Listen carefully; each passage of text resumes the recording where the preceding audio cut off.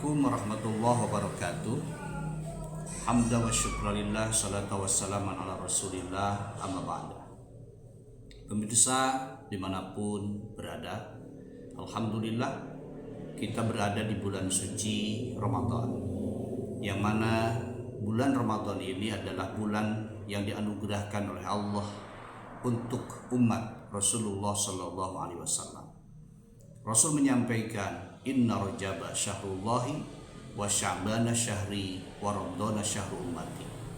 Sesungguhnya bulan Rajab adalah bulan Allah, bulan Sya'ban bulanku, kata Rasulullah, dan bulan Ramadan adalah bulan umatku.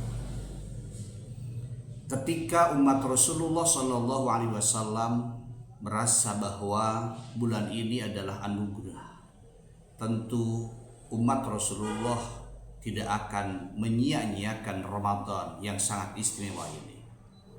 Bahkan umat Rasulullah punya cita-cita dan keinginan ingin sepanjang masa adalah Ramadan. Sampai Rasul pun menyinggung dengan sabdanya, "Lau ta'lamu ummati ma fi Ramadana latamannau an takuna as-sanatu kulluha Ramadan." Andaikan umatku tahu akan keistimewaan Ramadan, maka umatku akan berharap sepanjang tahun adalah Ramadan. Tapi tentu kalau sepanjang tahun harus Ramadan tidak mungkin, karena setahun itu 12 bulan. Tapi setidaknya jadikanlah satu bulan Ramadan ini untuk bisa mewarnai kita dalam berbakti kepada Allah 11 bulan ke depan. Lalu apa yang bisa kita lakukan dengan menjadikan Ramadan ini mewarnai 11 bulan ke depan? Tentunya kita menjaga ibadah dengan secara baik, dan kita punya visi yang jauh ke depan untuk bisa meningkatkan kualitas dan kuantitas ibadah di bulan Ramadan ini. Di bulan Ramadan ini istimewa karena diantaranya diwajibkan ibadah shaum. Tentu ini sudah pada mengetahui tentang Allah memerintahkan ibadah shaum kepada kita, yaitu dengan firman-Nya di surah Al-Baqarah ayat 183. A'udzu billahi minasyaitonir rajim. Bismillahirrahmanirrahim. Ya ayyuhalladzina amanu kutiba 'alaikumusyamu kama kutiba 'alal ladzina min qablikum la'allakum tattaqun. Wahai orang yang beriman, telah diwajibkan atas kalian berpuasa sebagaimana telah diwajibkan atas orang-orang sebelum kalian agar kalian bertakwa. Jadi yang pertama, bahwa ibadah puasa ini adalah kewajiban bagi orang yang meyakini kepada Allah, orang yang beriman kepada Allah. Maka kalau dirinya memiliki keimanan sekecil apapun, pasti dia akan melakukan perintah itu. Kalau orang tidak melakukan perintah, bukan karena mereka tidak punya kesempatan melakukannya, tapi mohon maaf, mungkin imannya sedang lemah.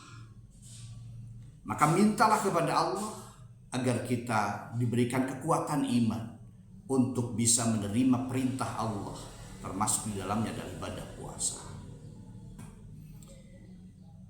Ibadah puasa di ayat 183 ini dengan memakai as-siyam, tidak as-shaum. Kalau as-shaum itu hanya seputar berpuasa mulut, sebagaimana Siti Maryam itu saum dengan tidak berbicara. Nah, kalau siaman itu adalah bagaimana mengendalikan seluruh komponen yang ada pada tubuh kita, yang tentu ketika kita diberikan oleh Allah jasad ini sudah satu paket dengan nafsunya.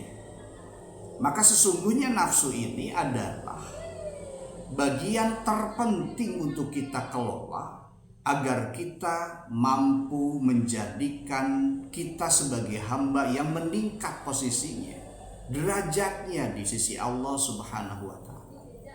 Karena nafsu tidak mungkin untuk dihilangkan, tapi nafsu dikendalikan. Maka siaman adalah pengendalian, terutama dalam nafsu kita.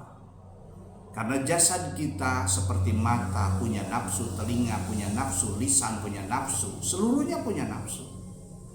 Jadi untuk menghindari nafsu tidak mungkin. Kita harus berusaha untuk mengendalikan nafsu, itu yang penting. Karena nafsu dasar kita adalah nafsu amarah. Inna nafsa la ammaratun bisu. Sesungguhnya nafsu itu selalu memerintahkan untuk kejelekan. Nanti kalau nafsu amarah ini dikendalikan oleh akal kita, maka nafsu amarah akan menjadi nafsu lawamah, yaitu nafsu mencerca diri. Diri ini seolah-olah tidak punya kemampuan, bukan seolah lagi, memang tidak punya kemampuan. Ketika Allah berikan nikmat hidup, kenapa diri ini selalu ingin melakukan yang tidak diridhoi oleh Allah? Maka ketika ada rasa diri mencerca diri, maka hadir nafsu lawamah. Kalau sudah diri dicerca dengan level nafsu lawamah ini, maka kita akan meningkat kepada level ketiga, yaitu nafsu mulhimah. Nafsu akan diberikan ilham untuk melakukan kebaikan, yang biasanya bulan Ramadan ini disibukkan dengan aktivitas-aktivitas yang tidak berguna. Maka kalau nafsunya terkelola, kita akan melakukan kegiatan yang berguna. Kemudian kalau sudah masuk di mulhimah, akan meningkat dikelola lagi, yaitu nafsu mutmainnah. Dan nafsu mutmainnah ini adalah nafsu yang luar biasa kalau ada di seorang mukmin. Karena kalau nanti nafsu rodiyah, nafsu mardiyah, dan nafsu kamilah, tentu itu adalah pengelolaan nafsu di orang-orang yang istimewa seperti para nabi, para rasul, dan para wali. Untuk kita ada di level nafsu mutmainnah saja, berhenti di nafsu itu, maka yakin ketika wafat dalam keadaan nafsu mutmainnah, maka Allah akan memanggil kita, menyeru kepada kita untuk menyampaikan, ya ayyatuhan nafsul mutmainnah turji'i ila rabbiki radiyatan mardiyah fadkhuli fi ibadi wadkhuli jannati. Jadi nafsu mutmainnah ini adalah ketika kebaikan itu sudah dilakukan oleh kita dan kita akan merasa tenang dengan kebaikan itu. Bukan karena kebaikan setelah dilakukan itu kita merasa bahwa itu kebaikan kita, tapi tenang ketika kita sudah melakukan satu perintah Allah. Di situ kita sudah memposisikan kita sebagai hamba Allah, sehingga ketika kita melakukan kebaikan tidak menuntut, tidak ada rasa takut, tidak diberikan pahala yang besar oleh Allah, tidak takut, tidak diberikan surga oleh Allah. Jadi ketenangan itu ketika satu rasa kita melakukan kebaikan karena kita berposisi sebagai hamba Allah, itu saja. Dan ibadah puasa ini menghantarkan kita ke titik-titik itu, ke fase-fase itu. Dan ketika fase itu sudah terlampaui, maka itu adalah level yang akan kita naik kepada derajat la'allakum tattaqun. Orang yang bertakwa kepada Allah adalah orang yang melaksanakan perintah Allah dan menjauhi larangan Allah. Dilaksanakan karena perintah Allah, bukan yang lainnya. Ditinggalkan karena larangan Allah, bukan yang lainnya. Jadi ketika melakukan itu karena Allahnya. Jadi orang yang bertakwa, dia akan punya sinyal bahwa di depan itu ada kebaikan, punya sinyal di depan itu ada kejelekan. bisa mendeteksi ketika ada kebaikan itu harus segera dilaksanakan, ketika ada kejelekan itu segera untuk ditinggalkan.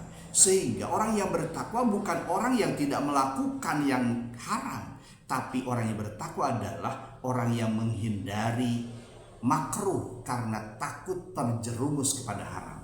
Innama sumiyal muttaquna muttaqina litarkihim ma la fihi ba'sun hadaron amma fihi ba'sun. Sesungguhnya orang yang bertakwa itu adalah orang yang meninggalkan sesuatu yang tidak berbahaya karena takut dia terjerumus kepada sesuatu yang berbahaya. Dia bukan meninggalkan makanan yang haram atau perbuatan yang haram, tapi menghindari untuk terlalu banyak makan yang halal karena takut dia memakan sesuatu yang diharamkan. Jadi itu sesungguhnya yang menjadi target kita dalam beribadah puasa ini. Mudah-mudahan ibadah kita mampu meningkat beriring dengan penyadaran diri bahwa kita sadar kita ini adalah hamba Allah yang selalu tidak pernah telat Allah berikan nikmat untuk kita, dan rasa kita adalah merasa bahwa selalu acuh, cuek, terkadang tidak memperhatikan terhadap perintah Allah. Mudah-mudahan kita semua dijaga oleh Allah Subhanahu wa Ta'ala. Iman kita dijaga, Islam kita dijaga, ihsan kita dijaga, menjadi hamba-hamba terbaik di sisi Allah. Assalamualaikum warahmatullahi wabarakatuh.